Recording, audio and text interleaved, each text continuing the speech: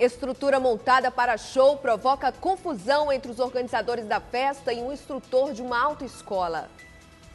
Sindicato das Autoescolas do Maranhão denuncia que a falta de sinalização e os buracos têm prejudicado as aulas práticas.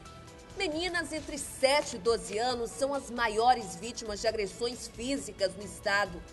Sindicato das Empresas de Transporte anuncia que não tem condições para renovar a frota de ônibus da capital. E veja ainda, festa no ginásio Castelinho. Seleção brasileira vence a Bélgica em amistoso. Estas e outras notícias agora no Guará News.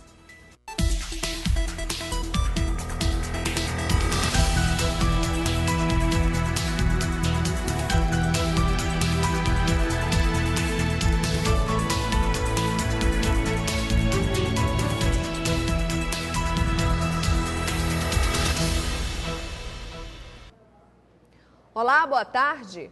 Ao que parece, a situação do transporte público em São Luís deve continuar complicada. É que foi divulgada nesta semana que quase metade da frota de ônibus da capital circula acima da idade máxima permitida. E o Sindicato das Empresas anunciou que não tem condições para renovar os ônibus. 480 dos 1.200 ônibus que transportam passageiros em São Luís têm mais de 10 anos circulando pela cidade. E os veículos são alvos constantes de reclamações de mais de 500 mil usuários. Velho, demora muito na parada. Parque Vitória é a pior linha que tem. Só ônibus velho cai nos pedaços. E por conta de tanta reclamação, a Secretaria Municipal de Trânsito e Transportes iniciou nesta semana a inspeção dos ônibus que circulam na capital. De acordo com a SMTT, 40% dos ônibus têm mais de 10 anos e deveriam ser renovados. Mas o Sindicato das Empresas de Transporte de Passageiros da capital diz que as empresas não têm condições de renovar a frota. Os veículos aumentam de preço todo ano e isso aí tem como a gente justificar através das notas fiscais. Como os carros estão ficando mais caros e a tarifa vem sendo congelada nesse período todinho, fica muito difícil as empresas investirem na compra de carros tão caros assim. Além da falta de condições financeiras para adquirir novos veículos, as 23 empresas de ônibus que operam em São Luís alegam também a queda no faturamento nos últimos 3 anos por conta do transporte clandestino de passageiros. Isso é um grande problema para as empresas de ônibus, é um grande problema para o próprio trânsito da cidade, porque eles não pagam qualquer taxa, não contribuem de forma alguma com a cidade, com o poder público, e isso tira das empresas de ônibus aquela receita que seria própria deles, que é o transporte público regular, oficial e completamente licenciado pela Prefeitura. A Polícia Militar apresentou o esquema de reforço na segurança dos coletivos em São Luís durante uma reunião com os sindicatos dos rodoviários e das empresas de transportes. Uma assembleia intracategoria está marcada para a próxima semana. Uma nova greve não está descartada. O alto índice de assaltos preocupa quem trabalha nos coletivos e quem precisa deles para se locomover.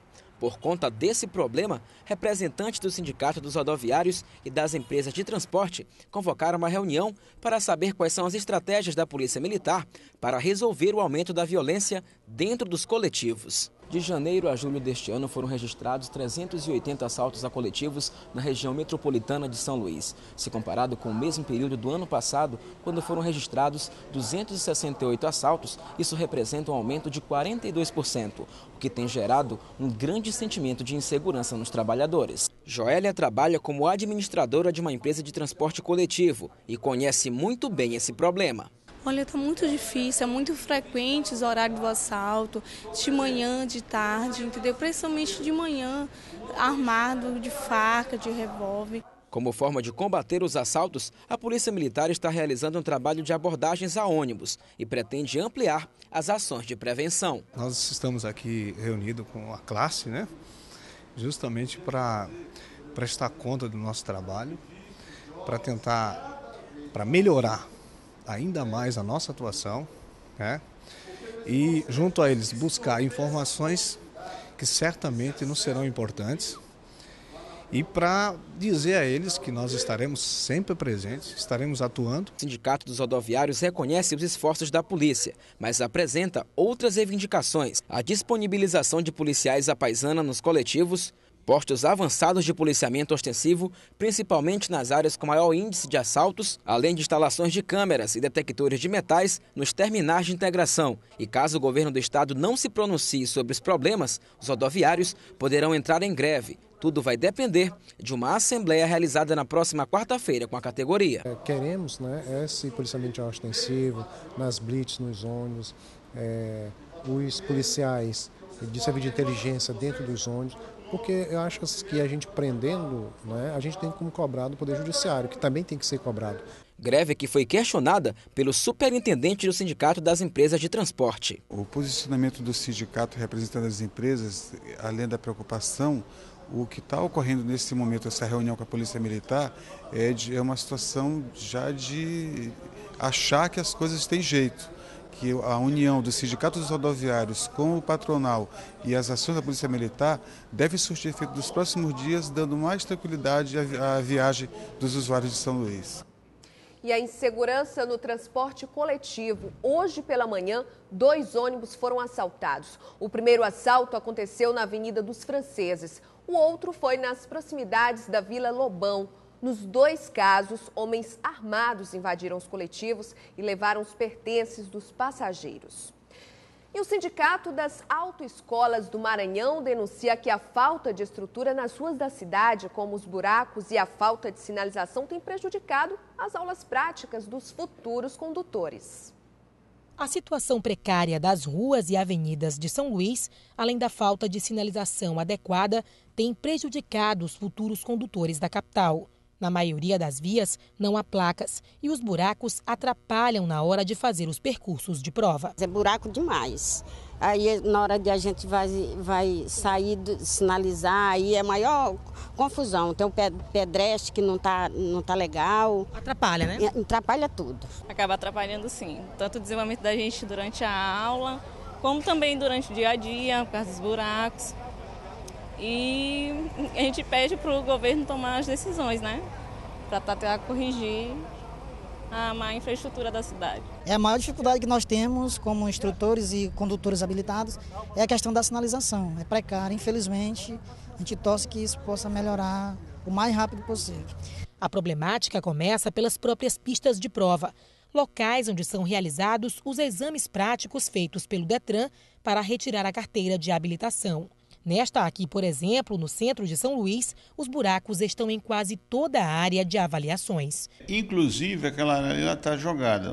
É uma parte que a administração deveria ser administrada pelo gestor público, a prefeitura, e ali é uma área que é beneficiada pela Feira Livre. Fora isso, hoje mesmo teve um incidente horrível ali, uma cena tipo campo de guerra, instrutor tentando tomar satisfação com algumas empresas montando um palco de show. Então é uma coisa desorganizada que não tem uma infraestrutura de se trabalhar ali. Então fica muito difícil trabalhar no centro devido. A confusão ocorreu no aterro do Bacanga, no local onde é realizada a prova do Detran. Uma estrutura para o show gospel estava sendo preparada. Um instrutor identificado como Paulo, de uma autoescola da Vila Embratel, foi reclamar que a estrutura estava impedindo a realização das avaliações do Detran. Foi quando uma grande discussão se formou e um operário identificado como Rafael acertou a cabeça do instrutor com uma barra de ferro. A polícia chegou ao local e levou o agressor preso. Após isso, os instrutores fizeram uma manifestação na Avenida Beira-Mar para protestar contra a agressão e a ocupação do espaço onde é realizada as provas. A seguir, nos últimos 5 anos, Disque Denúncia já registrou mais de 3.000 casos de violência contra crianças e adolescentes.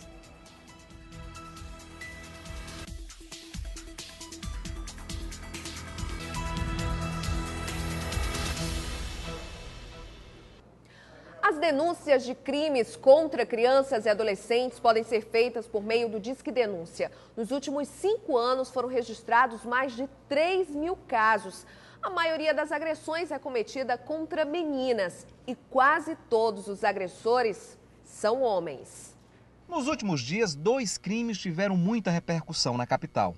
A morte de uma criança com um tiro no peito e o assassinato de um jovem que teria sido abusado sexualmente na adolescência.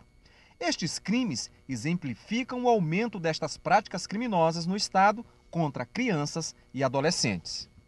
Nos últimos 5 anos, o Disque Denúncia registrou 3.120 casos de maus-tratos. Este ano, já foram 410 casos contra crianças. E os números vêm crescendo.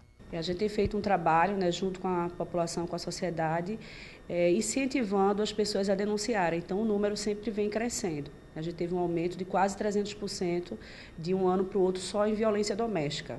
Dos 35 mil crimes sexuais praticados contra crianças e registrados no Disque 100, o telefone da Secretaria de Direitos Humanos da Presidência da República no ano passado, 87% dos casos foram praticados por conhecidos da vítima. E esses crimes se repetiram várias vezes durante anos. Segundo dados da DPCA, nos crimes contra crianças, 90% as vítimas são meninas de 7 a 12 anos e 90% dos agressores são homens. A coordenadora do Núcleo de Violência Doméstica do Disque Denúncia lembra que o ato de denunciar pode salvar vidas. É um crime que revolta toda a população. Então, os vizinhos, alguns amigos, alguns parentes que querem denunciar de forma anônima podem fazer de forma segura através do Disque Denúncia. Muitas vidas já foram salvas a partir de uma denúncia, a partir de alguém que fez uma ligação. O exemplo de uma criança que estava tendo seus direitos violados quando o padrasto a agrediu com dentadas na boca e no ouvido. Então, se alguém não tivesse feito uma denúncia, ligado, os órgãos operacionais não poderiam ter salvo a vida daquela criança. Então, é um exemplo de como alguém pode ajudar o próximo, como alguém pode ajudar uma criança ou adolescente que é vítima de violência dentro de casa. E ontem, com a morte dessa criança de 1 ano e 7 meses, subiu para 6 o número de homicídios em São Luís.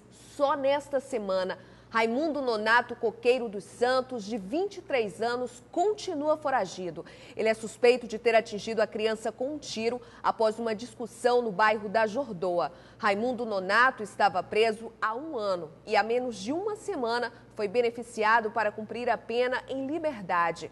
Até agora foram registrados 425 homicídios na capital. E agora, uma outra estatística preocupante. Foram 21 assassinatos dentro dos presídios de São Luís. O número de mortes até julho deste ano é mais que o dobro registrado no ano passado. Em 2012, foram 11 mortes. Para a Secretaria de Justiça e Administração Penitenciária, esses assassinatos estão acontecendo por conta das disputas entre facções criminosas. 21 detentos foram assassinados neste ano dentro de unidades prisionais ou delegacias da capital maranhense. A última vítima desta estatística violenta foi o jovem Diego Costa Silva, de 22 anos. O corpo do rapaz estava na cela 2 do pavilhão externo da Central de Custódia de Presos de Justiça. Este foi o último caso que fechou o mês de julho, que somou 7 mortes em unidades prisionais. O que eu posso informar é que desses 7 crimes, 4 deles os envolvidos, as pessoas que estavam envolvidas nesse crime, foram presas e autuadas em flagrante. E outros 3 casos, né, estão sendo apurados através de portaria. Aqui na CCPJ do Anil foram assassinados 3 detentos somente no mês de julho. Os casos estão sendo investigados pela Delegacia de Homicídios. De acordo com o secretário de Justiça e Administração Penitenciária, Sebastião Shoa, estes altos números são devido às facções dentro das unidades. Temos evitado várias mortes, várias mortes têm acontecido, mas temos evitado inúmeras delas. Várias ações temos feito assim, diariamente, tira daqui e bota para lá, é um malabarismo, porque na verdade o crime nasce lá fora e se encontra dentro do ambiente penitenciário. O senador José Sarney foi transferido para a UTI do Hospital Sírio-Libanês. O ex-presidente sofreu um derrame pleural na noite de ontem. Sarney apresentou febre e tremores e foi submetido a exames. O senador está internado desde o último domingo, quando se sentiu mal no casamento de uma neta em São Luís. Sarney foi internado no Hospital UDI e na quarta-feira ele foi transferido para o Sírio-Libanês em São Paulo. Mais informações sobre o estado de saúde de José Sarney você confere ao longo da nossa programação. E ontem nós falamos sobre o drama dos índios da tribo Canela. Na aldeia, crianças e homens estão morrendo por conta da falta de assistência médica. Para tentar resolver a situação, os indígenas de várias comunidades do Maranhão lotaram a sede da OAB em uma audiência pública com representantes da própria OAB e dos governos estadual e federal. Os indígenas denunciam o descaso sofrido em diversas regiões do interior do Maranhão, como na tribo Capó, na cidade de Barra do Corda, no interior do estado. Segundo o líder da comunidade, só este mês, 10 crianças morreram, vítimas de gripe e tuberculose, em uma área onde vivem quase 3 mil índios. Toda coisa que falta, não é? Falta medicamento que falta. Lá tinha enfermeiro, mas não tinha remédio que dá atender a doente, não é? A criança, tanto com adulto. Não tem nada lá na aldeia dos Canelos. É. Com fotos, eles comprovam as condições precárias do único posto de saúde da comunidade, dos equipamentos e revelam que faltam profissionais da saúde para atender a população indígena. E alertam, mais gente pode falecer vítima do descaso. Médico não vai lá na aldeia, não, de jeito nenhum. Na aldeia Guajajara, no município Genipapo dos Vieiras, a situação se repete. O cacique relata que só este mês, mais de 20 pessoas já morreram pela ausência de médicos e remédios e que sofrem há mais de 30 anos com o abandono na aldeia. Tem muitas epidemias, tem muitas doenças lá também, já morreu muita gente, né? Nós temos essa saúde que nós estamos sabendo, né? Tendo financeiro. E ali nós sepultamos índios agora, 17, quase 30 índios, né, sem caixão. É isso que nós estamos trazendo aqui, esse clamor e essa vindicação que nós estamos jogando publicamente aqui. Os problemas enfrentados pelos índios do Maranhão influenciaram manifestações que aconteceram no início do mês passado e que resultaram na ocupação do prédio da Funasa e da Ferrovia Carajás, na altura do município de Alto Alegre do Pindaré. Para tentar solucionar a problemática da saúde nas aldeias do estado, milhares de indígenas ocuparam o auditório da Ordem dos Advogados do Brasil em São Luís para participar de uma audiência pública com representantes da Comissão dos Direitos Humanos da OAB, defensores públicos da União e do Procurador da República. Os líderes das comunidades indígenas puderam falar sobre a realidade de cada aldeia. E a precariedade no atendimento de saúde lidera a lista das reclamações. O objetivo da OAB, juntamente com o Ministério Público Federal e Defensoria Pública da União, é abrir esse canal de diálogo. Já existem ações civis públicas, já existem recomendações tratando do assunto, sem prejuízo de que novas investigações sejam realizadas. O trabalho hoje principal aqui é ouvir essas reivindicações e levá-las diretamente ao Ministério da Saúde. No próximo bloco, sem susto, Seleção Brasileira de Futsal deu um show e goleou a Bélgica.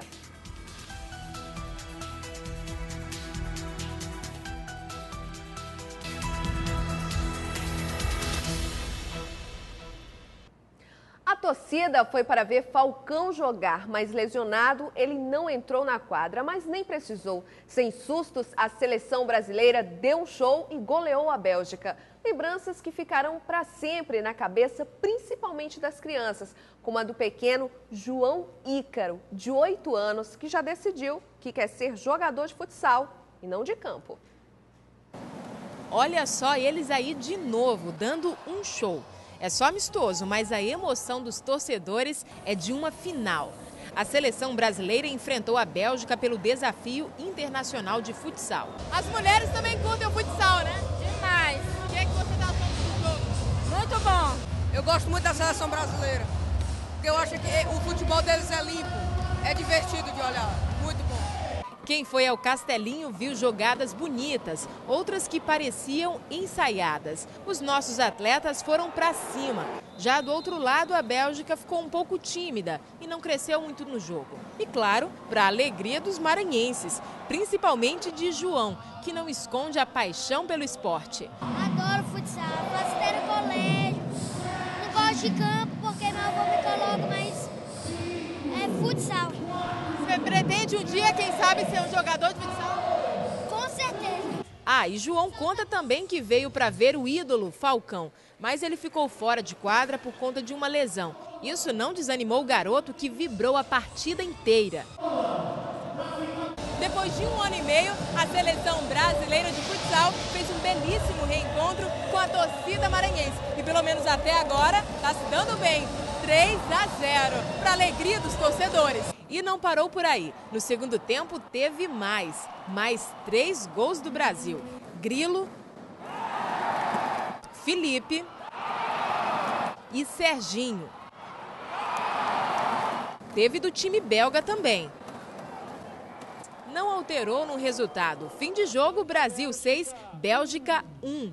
A gente teve um pouco de dificuldade, mas o placar de 6-1 foi bom para o público que compareceu, viu bastante gols e apoiou muito a seleção brasileira, mesmo na dificuldade. É sempre importante o apoio da torcida e aqui é esse calor sempre, tanto na temperatura quanto na arquibancada, aí, que transmite muito para nós jogadores, né? Isso é o 6º jogador em quadra. O futsal brasileiro é muito dinâmico, né? A cada ano, a cada ciclo renova-se, estamos tendo esse cuidado para fazer essa mescla dos jogadores mais experientes com esses que estão chegando. Nós estamos contentes, estamos aqui para aprender. Espero levar mais um pouquinho de aprendizado para a Bélgica e usar esse aprendizado futuramente. E hoje, sexta-feira, como é costume, nós vamos até o estúdio do Programa M falar com Paula Veloso. Olá, Paula, tudo bem? Boa tarde. Eu estou sabendo que hoje você vai receber uma bela visita no programa. Conta aí pra gente. Olá, Bianca, boa tarde. Hoje tem várias belas visitas hoje aqui no programa. O programa está animado. A gente tem música com o cantor Marcos Magá e a gente vai conhecer também alguns dos candidatos do Mister Maranhão 2013. O concurso está chegando e como este é um programa feminino, é claro que a gente tem que aprovar os candidatos. E hoje também eu falo sobre fim de semana, falo da nossa campanha de incentivo à leitura, tudo isso daqui a pouquinho aqui comigo. Mas agora é com você aí no Newsroom, Bianca. Um bom trabalho. Paulinha, boa tarde, bom fim de semana. E você pode rever o Guará News de hoje no site tvguará.com. Outras notícias no Maranhão acontece às 7 da noite com Daniela Bandeira e Hugo Reis. Aproveite muito bem o seu fim de semana e eu te espero novamente na segunda-feira. Até lá!